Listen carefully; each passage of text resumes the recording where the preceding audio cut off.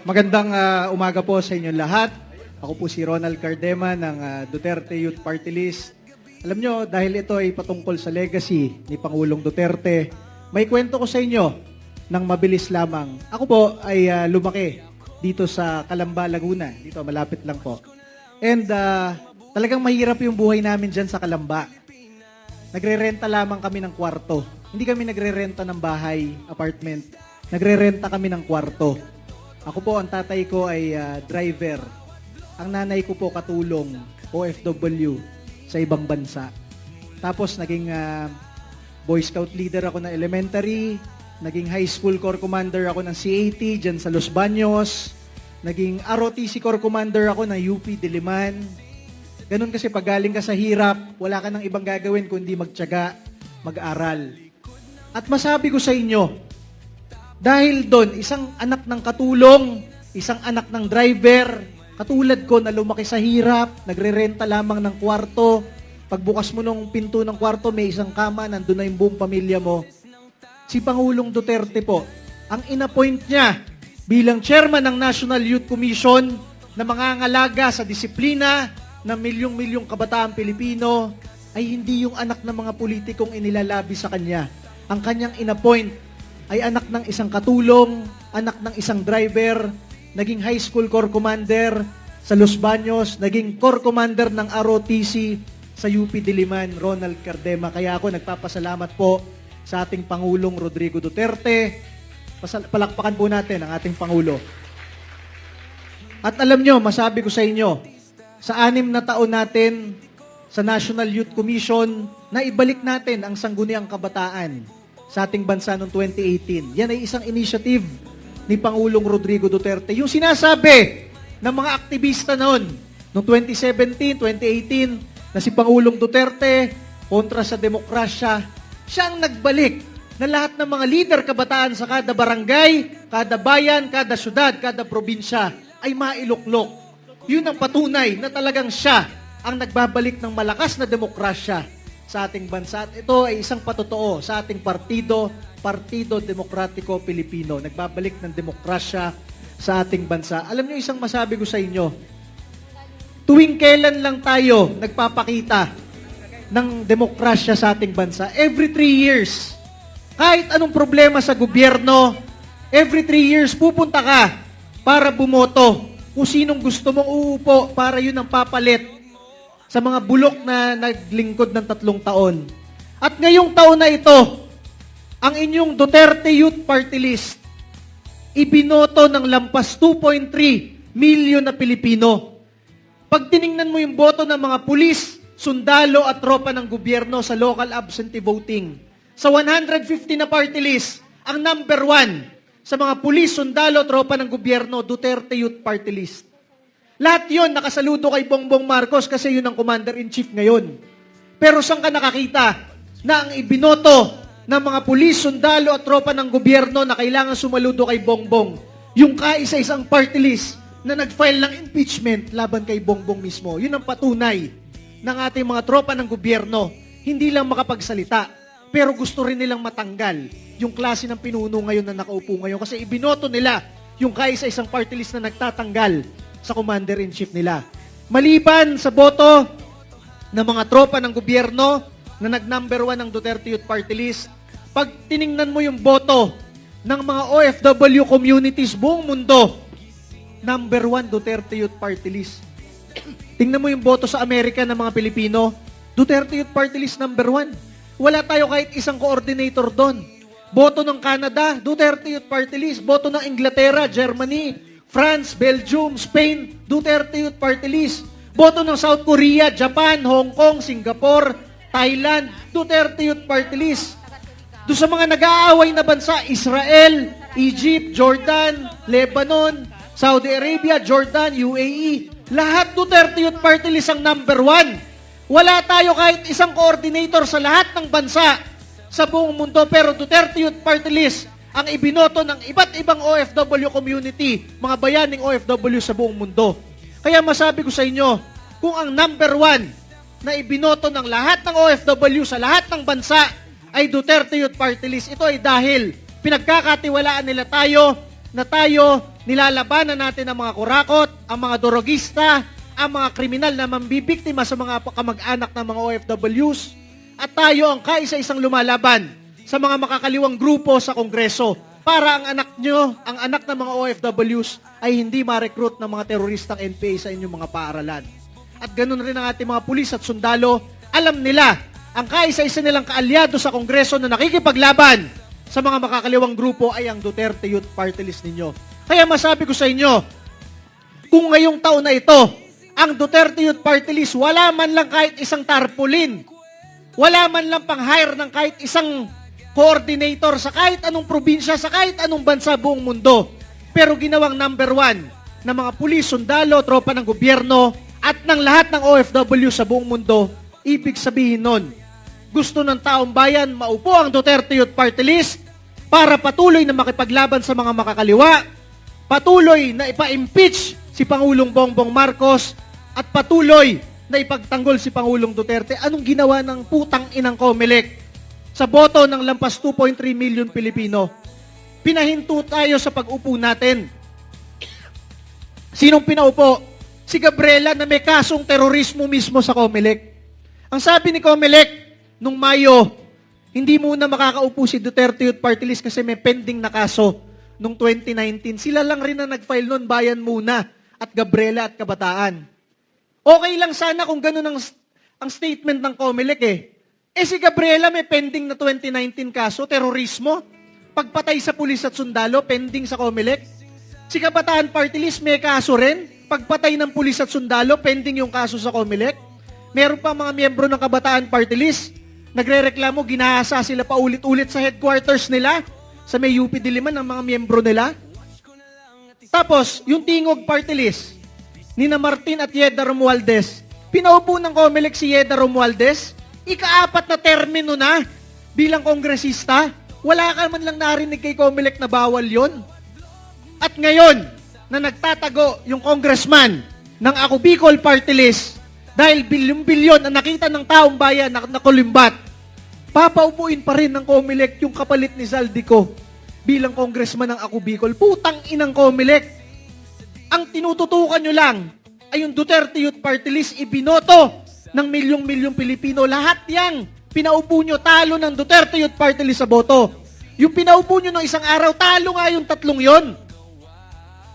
Bakit tayo na panalong-panalo gusto ng taong bayan, tayo ang ayaw paupuin? Diyan yung makikita kung gaano kasindikato ang ating gobyerno ngayon. Wala nang rule of law. Diba? Sasabihin ni COMELEC, sinusunod lang natin yung batas. Ano pang batas? Nagkukuntsabahan na yung legislative, mga senador, congressman, kakuntsaba yung mga taga-executive, DPWH, DOH, DSWD, yung pondo na ine-insert ng mga congressman at senador sa mga departamento, hindi pondo ng departamento na, pondo na ng congressman at senador rin. Sila lang ang may karapatan mamili ng kontraktor nila. Sila lang ang may karapatang mamigay ng assistance nila. Pang medical assistance, financial assistance. Kunwari, tayo, mga Pilipino, lalapit kayo doon sa congressman ninyo. Titingnan muna ng congressman, teka, supporter ko ba yan o supporter yan ng kalaban ko? Wag bigyan ng AX o tupad o medical assistance yan. Hindi dapat ganon. Yun ay pondo ng taong bayan na nilagay sa DSWD, DOH, DOLE, na dapat ang nag-i-implement lang yung mga departamentong yun na hindi tinitingnan ng mga politika ng bansa. Basta Pilipino ka, dapat bigyan ka ng tulong. Ang problema, pondo na yun ng mga kongresista at senador. At sila na ang namimili, ang bibigyan lang nila. Siyempre, yung mga leader nila sa barangay, sa mga purok at sityo. Bakit natin hinahayaang ganon? Sa saligang batas ng Pilipinas, bawal yon. Bawal na merong kontsabahan yung executive at legislative. Ngayon, nadiskubre ng Pilipinas, etong mga project na flood control, mali na nga na pera ng congressman at senador yon, hindi pa naatuwa yung mga congressman at senador. Talagang ginagawa pang ghost project, gaano kaputang ina sa bansa na ito. Yung ilog sa inyong bayan o sa inyong distrito o sa inyong probinsya, sesementohan ni congressman. Simento lang talaga, hinulog lang yung simento sa gilid. Tapos sasaynan ni COA at ni DPWH na kumpleto na yon. Pagdaan ng isang ulan at bagyo, wala na, nadurog na. Nakaharang pa sa tubig yung mga simento, lalo pang nagbaha at nalunod yung mamamayang Pilipino. Yung 1 bilyong proyekto, baka 10 milyon o 50 milyon lang yung ginastos pang taklob lang ng simento, yung 950 milyon, dineliver na kay DPWH sa kontraktor at sa congressman, pinaghahatian na lang. Gaano katarantado ang ating mga niluluklok sa bansang ito. Kaya tayo sinusuportahan natin yung panawagan ni Congressman Kiko Barsaga dito sa Cavite. Kung siya nga mismo congressman na, sinasabi na niya sa taong bayan kung anong ginagawa ng mga kasama niya. Maniwala na tayo, masyado tayong mapagpatawad, masyado tayong after ng isang issue, kakalimutan na natin, hahayaan na natin. Ngayon ba na nag-resign si Speaker Romualdez at nagtatago si Congressman Zaldico, kakalimutan na natin?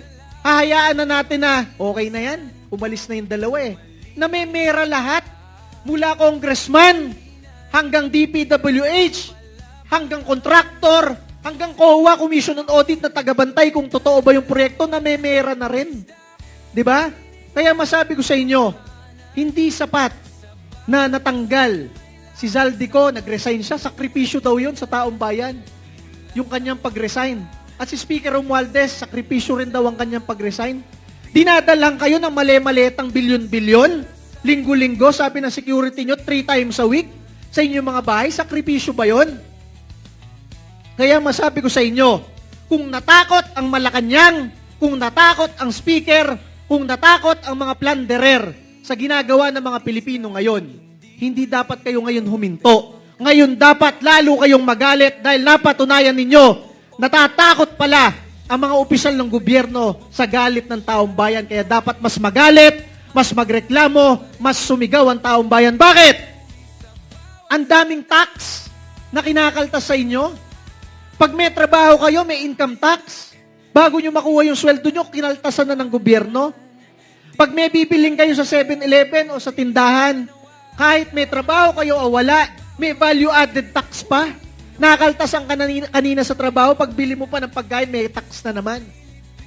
Pag wala kang bibilhin, may ibebenta ka. Bebenta mo yung lupa nyo, wala na kasi kayong magawa, pera sa buhay, may capital gains tax pa. Pag hindi mo ibebenta, may amilyar pa, real estate tax. Ibenta mo o hindi, mataksan ka.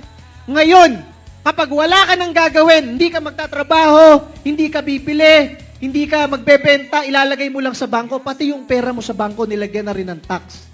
Napakaraming tax. Sana man lang kung nakikita natin na lahat ng ginagawa ay maaayos, lahat ng opisyal ng gobyerno ay nagsisilbi ng ayos. Pag pumunta ka sa ibang bansa, katulad ng Hong Kong, 8 milyon lang ang tao, pero 8 ang MRT. Pag pumunta ka sa Korea, doon sa Kapitolyo nila, 10 milyon lang ang tao, 24 ang MRT. Hindi 24 yung estasyon. 24 yung linya. Pupunta ka lang sa kanto, sakay ka ng MRT, baba mo, mamaya, ibang MRT naman. Walang problema ang taong bayan dahil lahat ng kanilang pera, nakikita nila ginagawa. 8 milyon na tao. Sa Korea, 50 milyon na tao. Dito, 100 milyon na tao.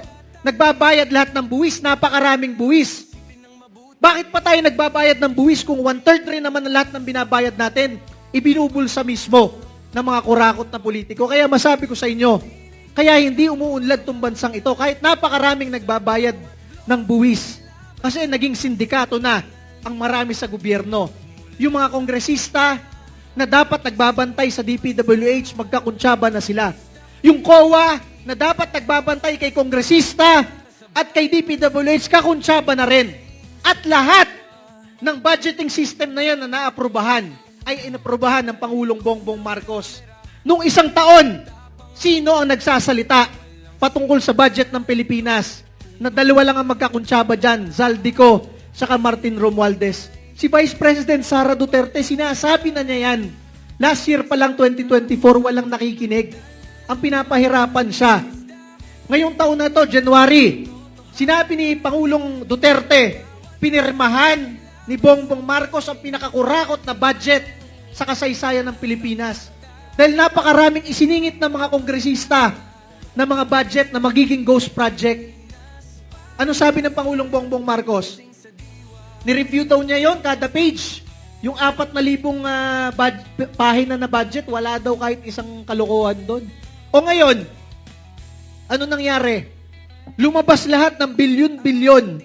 Isipin nyo, saan kayo nakakita na dinideliver linggo-linggo, bilyon-bilyon? Utang ina. Pinaghirapan nyo lahat yon. Kada overtime nyo sa trabaho, nakinaltasan kayo ng buwis. Kada bili nyo ng pagkain sa palengke, nakinaltasan kayo ng buwis. Kada ibinenta ninyo na maliit na lupa na ipinamana sa inyo dahil wala na kayong pambili, kinaltasan ng buwis lahat yon. Napunta doon sa bagabagahe na dinideliver sa iba't ibang bahay ng mga kongresista. Kinurakot nila. At yung mga proyekto nila, lahat palpak. Kaya lahat bumabaha ngayon. Konting ulan lamang. Yung mga lugar na nung panahon ni Pangulong Duterte, hindi naman bumabaha. Ngayon bumabaha na ng todo. Ano sabi ng mga kongresista? Imbestigahan yung flood control project daw sa Davao. Hindi naman. Bakit sa Davao, dito bumabaha sa Maynila? Bakit sa Davao, ang pinaglagyan ni Zaltico na napakaraming bilyong-bilyong proyekto? Bicol. Di ba? Kahit sabihin nilang maraming proyekto sa Davao, maraming ang proyekto sa Davao. Kaya Davao ang isang modelo sa isang magandang syudad. Peace and order sa mga construction, napakaganda sa Davao City. At ang Davao City, ngayong lumindol sa Cebu, ang kauna-unahang pang nagpadala ng tulong. Davao City, napakaraming truck ng tulong galing sa pondo ng bayan. At dyan yung makikita. Bakit si Vice President Sara Duterte? Sa unang araw pa lang nung lindol, nandun na yung Vice President. Kakarampot yung pondo niya. Bakit yung Presidente ng Pilipinas? The second day pa pumunta. Nasa kanya na lahat ng pera ng gobyerno. Ang sabi nga ni Pangulong Bongbong Marcos kahapon, sabi ni Claire Castro, yung spokesperson, wala daw alam si Pangulong Bongbong Marcos dyan sa pinanggagawang korupsyon sa Kongreso. Ang confidential fund, intelligence fund ng Pangulo, 4 billion a year. Naka 12 billion na siya. Wala man lang may alam na nakurakot ng DPWH at ng mga congressman. Mas alam pa natin na kurakot yung DPWH kaysa sa Pangulo na may pang-imbestiga na pondo. Binobola, binubudol na lang tayo ng ating gobyerno. Kaya masabi ko sa inyo, mapapaputang ina ka na lang talaga sa gobyernong ito. Lalo na yung ginawa sa amin sa Duterte Youth Party List. Ang uupo na congressman ng Duterte Youth Party List, hindi naman po ako. Isang 26 years old, galing UP Diliman, reservist sa AFP. Isang 26 years old, galing Philippine National Police Academy, PNPA. Isang 27 years old, galing Philippine Military Academy, PMA. Lahat mga bata, scholar ng bayan, nag-training para maging leader, kabataan. Hindi yung nagtaas lang ng placard. Leader na daw ng kabataan, nag-rally na. Etong mga to ay nag-training sa Armed Forces of the Philippines Reserve, sa PMA, sa Baguio ng 4 na taon, sa PNPA, sa Cavite ng 4 na taon. Nag-training sila para maging opisyal ng gobyerno, para sumaklolo sa panahon ng sakuna at baha at magdepensa sa taong bayan. Yung tatlong yon, na hindi lang basta graduate at scholar ninyo ng bayan, ibinoto pa ng bayan ng sobra-sobra. Number 1 sa mga pulis at sundalo, number 1 sa mga OFWs at 2 milyong Pilipino. Ayaw pa upuin ni Comelec. Alam nyo, ang balita sa amin ng intelligence community, kasi nga kaibigan natin ng Armed Forces, ang uupong party list congressman, 63 ngayong taon na ito. Si 64, talo si Gabriela party list. So, kung ayaw pa upuin ni Comelec yung tatlong Duterte Youth, ang papaupuin niya si 64, Gabriela, 65 at 66. Ang problema daw, si Gabriela walang pangbayad sa Comelec, puro reklamo lang. Ang ginawa daw ng Comelec, ngayong huling buwan na ito, pinaupo niya si Gabriela ng libre, yung pang 64. Para daw si 65, 66 at 67, yun ang magbayad. Putang ina na Comelec to. Binabayaran na lang daw para magpaupo. Lahat yun talo. Tayo panalong-panalo. Sobra pa sa panalo. Kahit tanggalan mo tayo ng 1 milyong boto, 3 pa rin ang uupo sa atin. Ganon ang ibinigay na mandato na sambayan ng Pilipino sa Duterte Youth Party List. Kaya nga masabi ko sa inyo, Partido Demokratiko Pilipino, ang ating sanggunian ay yung demokrasya sa bansa. Dito sa bansang ito, wala naman tayong hari. Nakalagay sa konstitusyon, sovereignty resides in the Filipino people. Sino yung sovereign sa bansang ito? Kayong lahat. Kaya nga, kahit may presidente ng Pilipinas dyan, ilan ang boto ng presidente? Isa lang. Kahit nandyan yung 7 taga-COMELEC na commissioner, ilan ang boto ng 7? 7 lang. Ilan ang boto ninyo? Kung kayo ay 1 milyon ang boto ninyo. Mas malaki ang boto ninyo kahit mataas na opisyal pa ng gobyerno yung mga yon. Ano ginawa ng COMELEC? Mas malakas pa yung boto nilang 7 kesa sa 2.3 million na Pilipino. Ang pinaupo nila, kahit tanggalan nyo tayo ng 2 milyong boto, mas malaki pa rin yung 300,000 kesa doon sa mga pinaupo nila. Ganong katarantado yung mga ibang opisyal ng gobyerno na ngayon na walang pakialam sa boto ninyo. Dati, pera lang ang ninanakaw. Ngayon, pati boto ninanakaw. Yung talo, pinapanalo. Yung isinuka ng taong bayan, pinaparangalan. Yung panalong-panalo, katulad ng Duterte Youth Party List ninyo, pilit na pinapatalo at ayaw paupuin. Kaya nga po tayo ay nag-file sa Korte Suprema.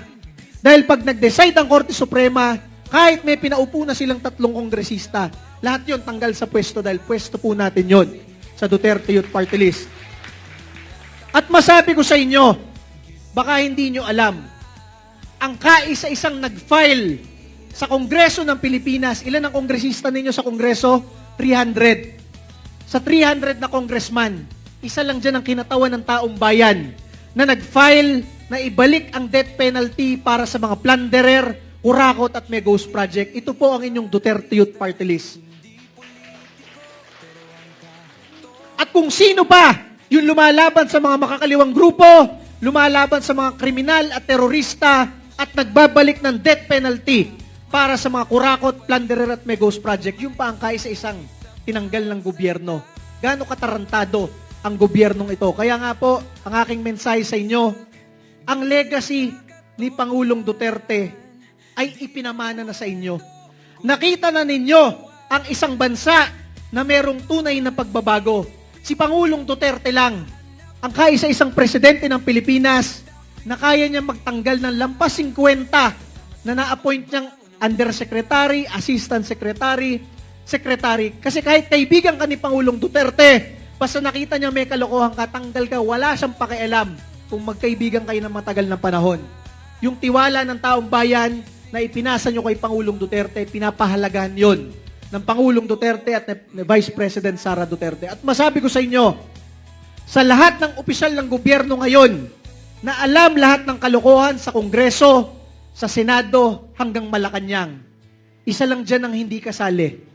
Ang ating Vice President Sara Duterte, hindi naging congresswoman, hindi naging senador, mula mayor ng magandang syudad ng Davao, ibinoto bilang pinaka-most voted na Philippine official sa kasaysayan ng Pilipinas. Isang abogada, isang colonel sa AFP Reserve Force.